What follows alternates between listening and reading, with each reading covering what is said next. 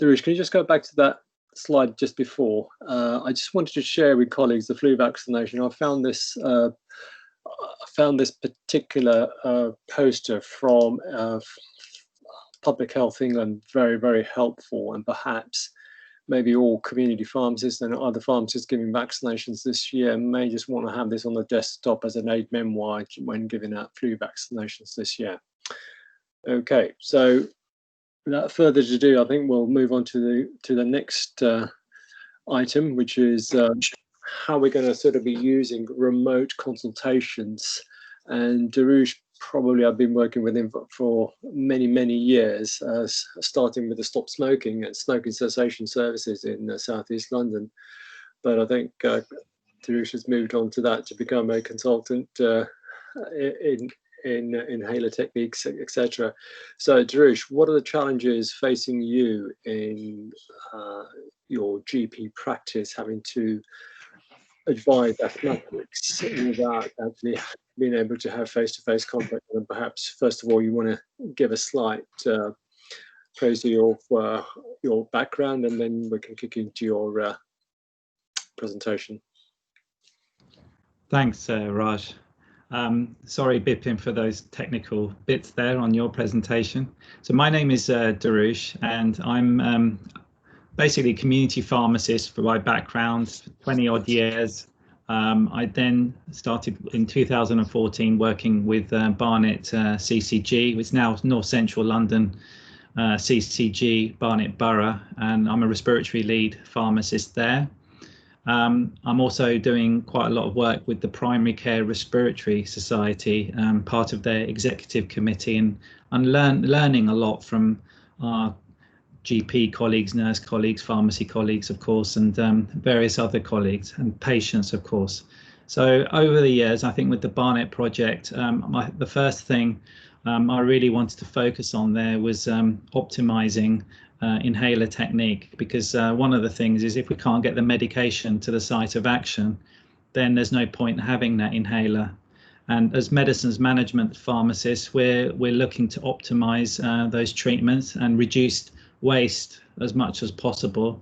But most importantly, we're there to reduce harm to patients as much as possible. So what I'll do is I'll just start off with a little bit around what went on in when COVID was announced. We had obviously a real issue with stock, especially with inhalers.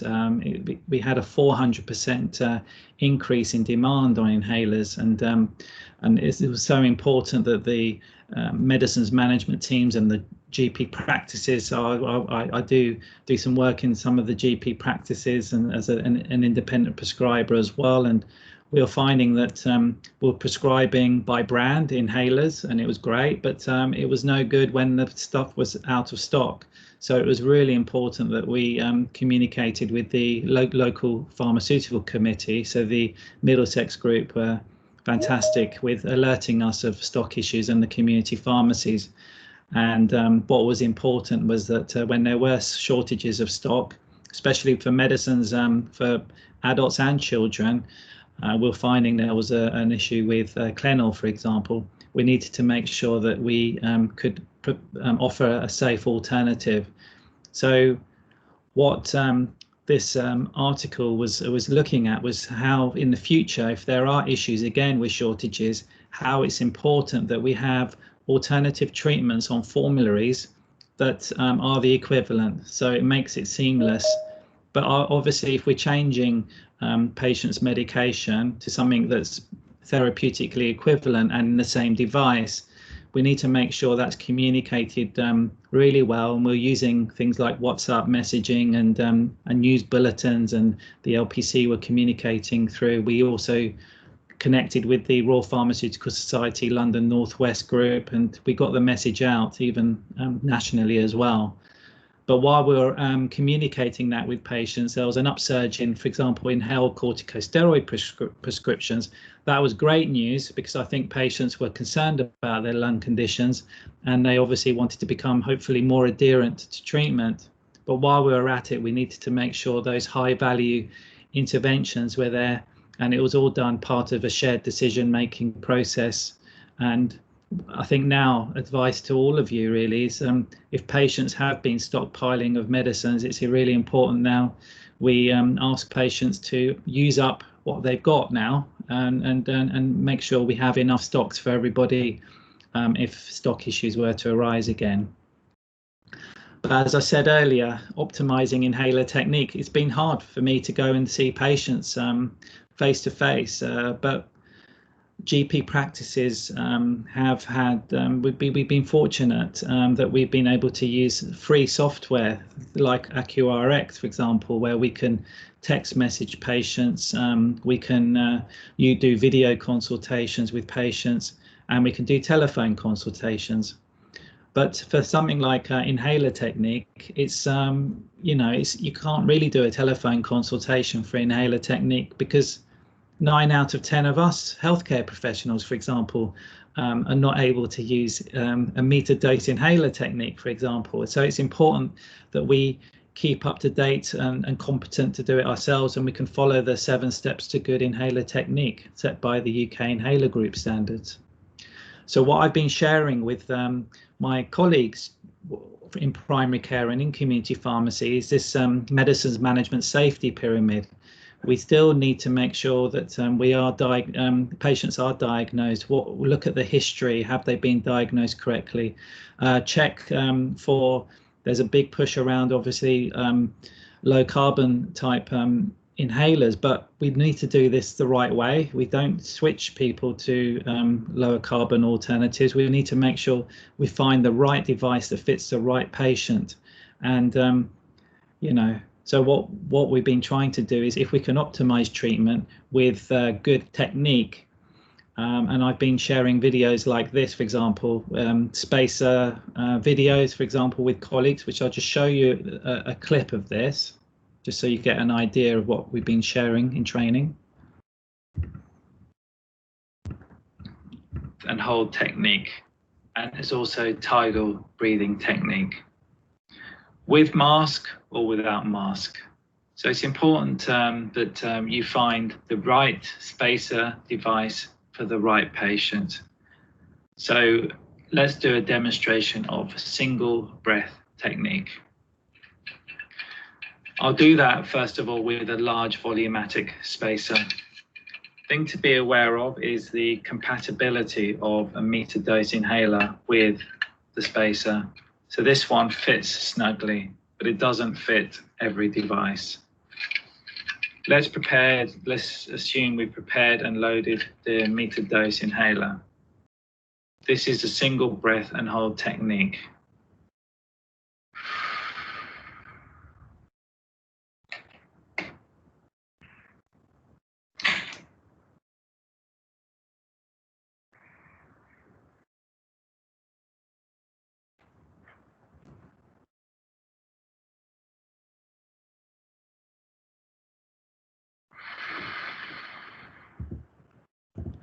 So I think you get the idea, and there's a multi-breath technique there, which I did with the aero chamber device. But really, I think with the technology we've got, and if people can get access to that within the practices, within the pharmacies, we can actually utilize the camera close up like that. And of course, we can share other videos from Asthma UK and also Right Breathe as well. So there's lots of good resource out there, and we can share links to patients for the patient-facing videos, and then we can share links like this for when we're doing training about the 7 steps. As you can see with medicines optimization, it's far more than inhaler technique alone. So we need to be aware of identifying high-risk patients. So this is where searches on our systems, for example, patients over-reliant on their blue inhaler, underusing their ICS, and also making sure that we prescribe by brand are some of the things that we mention here. And of course, if we don't optimize the inhaler technique, then that will maybe result in more side effects for the patient and escalation of treatment, and it can result in hospitalization and attacks, of course, to the patient. Patients should be, as Bipin and Raj have highlighted, living well with asthma, and they can live well with asthma. And I think the key ingredient of inhaler technique is key. And we can't forget that during this time where it's hard to see patients face to face. I know community pharmacies are doing that, and I think they can, if they can do that safely, then it's important that we do that. Just to be aware as well, ongoing training and keeping up to speed. There's been so many updates, and the place I would go to is, which is primary care related, is the PCRS, because they'll give interpretations of and summaries of, for example, rapid guidance from NICE, anything COVID related. There's also a conference coming up very soon, and these are just a snapshot of some of the learnings we can get from our nurse colleagues, respiratory consultants there, and researchers. Some excellent sessions. And if you wanted to get to see more on inhaler technique devices, I'm using something called Loom technology there. You can also see that at the conference this year. So staying up to speed, keeping fit to care is something, again, PCRS have highlighted. I always get colleagues in GP practices saying, you know, I've been asked to do these reviews, but I'm not, where do I go? What do I need to learn? And this is, again, the place I would go and suggest that people do. We say no delegation without education. Really important we have the skill sets to do things. In this time of where people can access technology, and by the way, a lot of people still can't, and we've got to think of our lower socioeconomic groups who, for example, won't have good access to internet and maybe digital phones. It's important that we don't just rely on this. So I know Martha's going to talk about this a little bit later on. So just bearing in mind with children in inhalers and remote consultations, we do need to think about, you know, the confidentiality side of things and the governance side of things when it comes to video consultations. So I've been to various places to get some tips around doing that, and it's important that, you know, we follow that governance. I think with children as they grow older as well, just be aware when you're thinking of masks and spacers, when they get above the age of 5, if we are in the community pharmacy or in the practice, it's important that we look and obviously be aware of the concerns that patients may have around their inhalers. But to be honest, the actual mask is not necessary maybe for all patients. So something to be aware of there above the age of 5. So we need to always be assessing inhaler technique and reviewing and repeating. And be aware, of course, of people that may have concerns about steroid use. So we need to make sure that we give them some good advice around that. Low dose, direct to the site of action, and highlighting that, of course, we're getting something that's naturally released in our bodies, and it's our bodies reacting too strongly. But just something I always like, and I think with EMIS templates, and it's something that community pharmacies might not be able to access this, but I do find having good templates is something that's helping me. And Ardens has got a good template and gives you really good links, because I think we're in a day and age where we should have digital personal asthma plans. We should be able to do the asthma control test digitally as well, rather than filling out forms all the time. So I'm finding the Ardens has been quite useful when it comes to the sorts of using the right technology.